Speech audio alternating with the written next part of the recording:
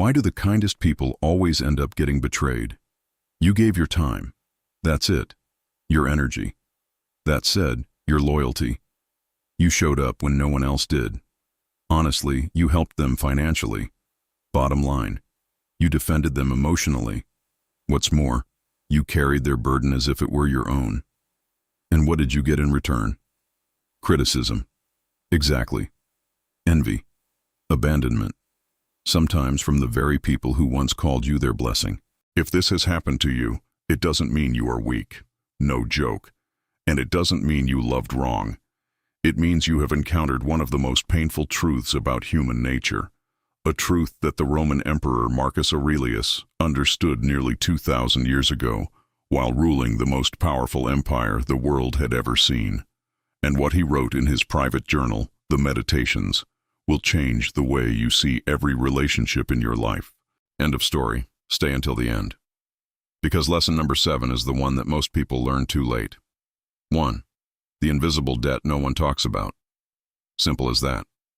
Marcus Aurelius wrote, "Whenever you are about to find fault with someone, ask yourself, what fault of mine most nearly resembles the one I am about to criticize?" But here is what most people miss. When you help someone in a significant way, financially, emotionally, professionally, you don't just give them something. You create an invisible debt. Think about that. And that debt doesn't sit quietly. It grows. It whispers. It tells the other person, you are not capable. That's it. You needed saving. You are less than the one who saved you. There is an ancient proverb that says, a small favor earns gratitude, but a big favor breeds resentment. Hands down. This is not cynicism. This is 2,000 years of observed human behavior, and no one enjoys being on the lower side of that scale. 2. Full stop. You became a witness to their weakness. There is something deeply uncomfortable about being seen at your lowest. When you help someone during their darkest moment, when they've lost their money, their marriage, their dignity, you see them in a state they wish no one had seen. And once they recover, your presence becomes a living reminder of that moment. End of story. Every time they look at you, they don't see a friend. They see a mirror of who they were at their worst. Marcus Aurelius understood this. He wrote, "How much more grievous are the consequences of anger than the causes of it?" Kinda crazy. Some people will choose to destroy the relationship rather than carry the discomfort of your memory. Not because they are evil, but because the ego would rather lose a friend than face its own reflection. 3. Wild. Gratitude has an expiration date. At first, they are thankful. They call you a blessing, a true friend, huge difference. They say they will never forget what you did. But time passes, and a subtle psychological shift begins. The more they received, the heavier the emotional debt becomes. Fair enough. And if they cannot repay you equally, that debt transforms. Gratitude becomes guilt. Guilt becomes shame. Shame becomes resentment. Enough said. And resentment always looks for someone to blame. The easiest target? You. The one who gave the most. Full stop. The one who was always there. The one who never asked for anything in return. That is precisely what makes you the perfect person to betray, because you are the least likely to fight back. Think about that. 4. The scoreboard you never created. When you are more stable, more disciplined, more successful than the people around you, your help doesn't feel like support. It feels like a scoreboard. Can't argue with that. Someone once said something that captures this perfectly. I gave my family everything I had. The more I helped them, the more they secretly despised me. My life is so much better now that I walked away. This pattern is devastating, seriously, but it is everywhere. In families, in friendships, in marriages. Makes sense. Your kindness becomes a mirror that shows them what they haven't achieved. And not everyone has the strength to admire that reflection. Instead of rising above, some people prefer to put you down. Instead of thanking you, they belittle you. Worth it. Instead of growing, they try to make you shrink. Marcus Aurelius wrote, "It is not death that a man should fear, but rather he should fear never beginning to live." Some people, instead of beginning to live, choose to resent those who already have. 5. Wild. The debt they will never repay. There is an ancient pattern that repeats itself across every culture, every generation, every family. Someone once shared, "I helped a friend with thousands of dollars when he had nothing. Within a year, he had stabbed me in the back. Let that sink in, like clockwork." Another said, "My wife and I were married for over 2 decades. I married for love. She married for money. Think about that. I keep paying for this mistake." And perhaps the most painful of all, I helped my own family to the point where I am emotionally bankrupt, and they refuse to acknowledge me any longer. When someone cannot match your generosity, they face 2 choices. True story. They can either rise to meet you, or they can drag you down to where they are. And tragically, most people choose the second, because the ego would rather destroy a bond than admit it was never equal. Welcome to reality. 6. You were never the problem. If someone has betrayed you after you helped them, I need you to hear this clearly. It was never about you. Bottom line. It was about their inability to carry the weight of your generosity. It was about their ego, not your kindness. Their insecurity, not your strength. Their shame, not your worth. No joke.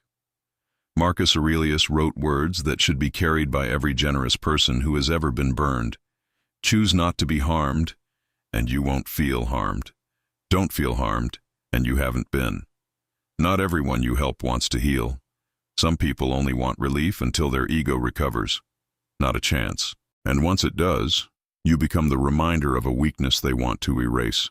Their betrayal reveals their character. Your response reveals yours. 7. Period.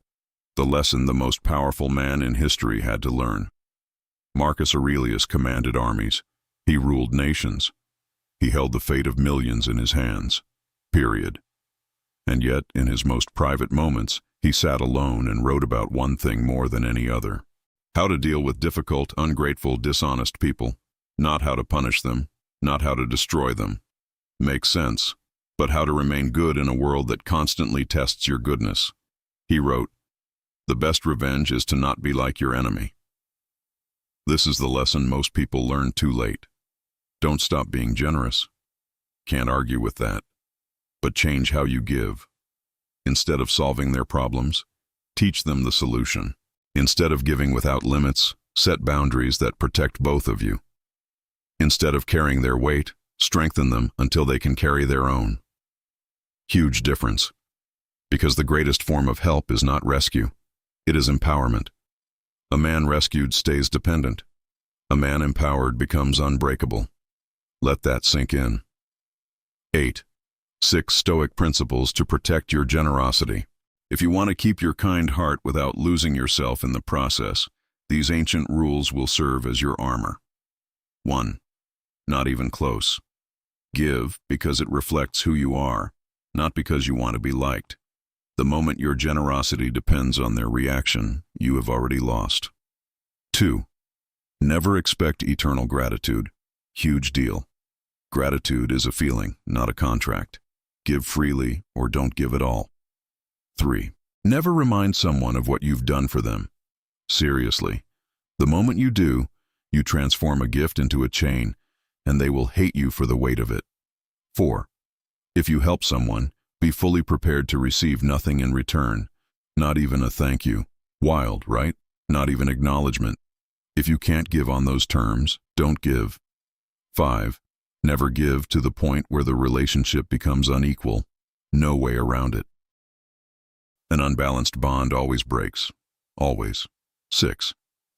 Pay close attention to how someone treats you after you help them. Crazy, right? Not during. After. That is when their true character reveals itself. Marcus Aurelius wrote, "Waste no more time arguing about what a good man should be. Can't argue with that. Be one. Being good is not the problem. Being good without wisdom, that is the danger. Simple as that. 9. The truth that will set you free.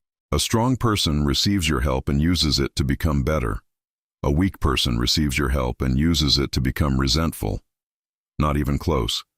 This is not a judgment. It is a pattern as old as civilization itself. And once you see it, you cannot unsee it. So remember this. Seriously, helping is not the same as saving. Loving is not the same as losing yourself. Giving is not the same as sacrificing your peace. And sometimes the greatest act of strength is letting others face their own battles. Period. Not because you don't care, but because you understand something that most people never will. You cannot pour from an empty vessel, and you cannot light someone else's path by setting yourself on fire, not even close. Protect your peace, guard your energy, and never apologize for being the kind of person who still believes in kindness, even after the world has given you every reason not to. Marcus Aurelius wrote, "The soul becomes dyed with the color of its thoughts." Makes sense. Choose your thoughts wisely. Choose your people even more wisely.